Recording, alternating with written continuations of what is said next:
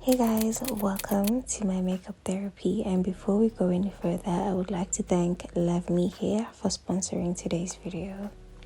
So we're going to get up close and personal while we install this beautiful kinky body wave. It comes pre-plugged and with the knots bleached, which is the hardest part when it comes to installing a wave. So as you can see, it's already giving scalp. I will leave the link to this unit on the description box below, so if you're interested in buying, please feel free to click on the link.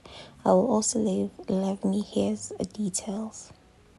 So you guys already know that when I do makeup therapies, it's because I honestly need to vent. So it's a new year, it's 2023. Happy New Year. May this year be the beginning of many successful, beautiful years. So 2022 was a very tough year for me because despite every bad thing that was happening, there was good that was happening also. So it was a roller coaster for me. I was happy, but at the same time sad and pain, and yeah, I had a lot of fun also. So it was a wholesome year, but a very sad one at that. But most importantly though, I learned a lot. I feel like 2022 was the year for me to actually learn about myself, about God, and about everything that I actually needed in my life. So it was a very lonely year. I was alone most of the time and very lonely. But at the same time, it was very peaceful. So I learned a lot in that loneliness that I was in. Or let me say, in being alone, I learned so much. I found myself spiritually. I got to heal a lot of mental illnesses that I had. Let me not say mental illnesses, but a lot of mental issues that I had, emotional issues. I got to forgive a lot, forgive myself and the people that hurt me. And yeah, I got to be able to breathe for like the first time in forever. So I'm very grateful for my isolation because I feel like God isolated me from everything and everyone so He could transform me.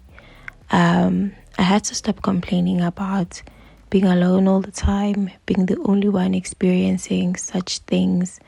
And being the only one who is different from the rest. So in my isolation came great transformation, and I am grateful for that. I got to understand that I no longer need people who understand me, but I need people who will understand the power within me, which when I say could probably not make sense, but I really hope that it does.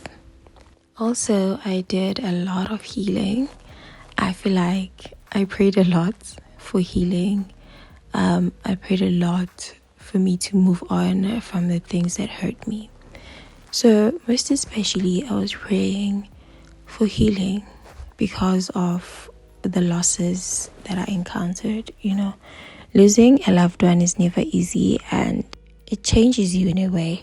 So for me, I got to experience healing. I got to experience it. I feel like God really came through for me there because for the very first time in forever, I can finally say I'm okay with it. I've accepted it fully. So when I lost my brother, a lot of people talked about never healing. A lot of people told me that it never ever gets better. it's always painful, and it's always this pain that you carry around with you. So when I was praying for healing, I felt like I was praying and I was being unrealistic. But it happened, and I felt guilty for actually healing. Looking at his pictures and everything, and I really felt like I was not doing enough. I am not crying enough. Why am I being so strong? Did it not mean much to me? Why did I heal from this?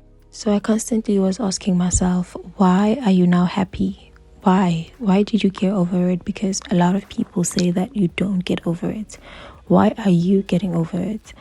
You shouldn't be doing that. And I felt so guilty for healing, and I felt so guilty for now feeling like it's okay.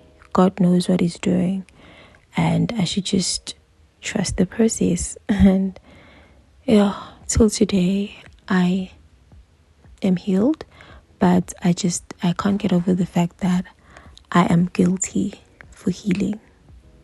So prayer does work. It works, and it's one of those things when people tell you, when you ask people, how did you do it? And they tell you, oh, I prayed. And you just don't believe them because it sounds way too good to be true. You mean to tell me that you are where you are today because you prayed, and you just don't want to believe it and you want some other explanation? So, yeah, that is my life right now. I really feel like prayer and a little bit of hard work has done a lot for me. A lot. And when I say a little bit of hard work, I mean it because I feel like I'm not doing enough. I am not doing enough. I say this because there was a time where I was really working hard towards my life, my career, and everything else, but nothing was moving. So now, simply because I am no longer doing anything, it feels like I am at a place where things are actually happening. My sister even made a joke about it and was like, oh, that's because you were still carrying your baby daddy's DNA. That's why things just weren't happening for you. She even sent me this tweet, and I actually really laughed because, oh my God, what a coincidence. So I don't have kids, guys. No, kids are serious, okay? I do not believe in soul ties, but man, what a coincidence. Why am I experiencing this bad luck? Okay, let's get over this.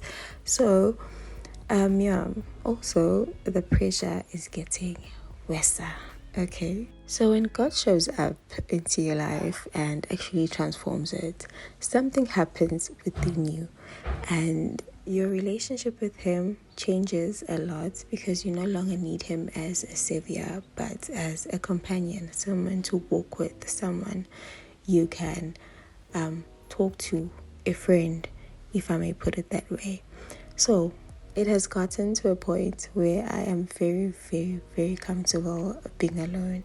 I do not want to let anyone in, and I feel like in a way I am self-sabotaging because you see the things that you pray for, the kind of friends that you pray for, the kind of man that you pray for. When he shows up, you just don't want to let him in because you are so comfortable in this whole solitude that you're in. And I feel like it's something that I need to pray about, but it's a lot. So I guess it comes down to comfort zones. I don't know, but sometimes you're comfortable when you're not really comfortable. You know you're in pain and you know that you want to change your life, but you're way too comfortable. I mean, being comfortable doesn't necessarily mean that you are currently living your best life and you are happy. You can be comfortable in sadness, which is what I am currently working on. I want to get out of my comfort zone. I want to stop feeling anxious whenever I have to go outside, whenever I have to create content, which is what I've been praying for, a career, being a content creator, and everything like that. So when it comes to me, I am way too comfortable laying on my bed and just not doing anything. I just feel like my work is a burden to me. So I really pray that 2023 is better for me and for everyone else. And I really pray that this demon that is covering me, which is my own self, actually gets suppressed and I can move on from it, because seriously, this is not it. You can't be praying for something and then doing the exact opposite when it comes. So yes, my main goal this year is to stop being comfortable in my pain and actually stop feeling guilty for healing and for being happy and for actually finding God as a companion more than anything. So I really pray that this year is good to you guys also. I really appreciate each and every one of you, and to more life, to more blessings, to friends, relationships, to more life. So with that being said, I appreciate each and every one of you guys, all of you. I love you guys so much. Thank you so much for tuning in. I appreciate all those who bully me on my Instagram to post more content. I promise you and myself to be more consistent this year. Bye.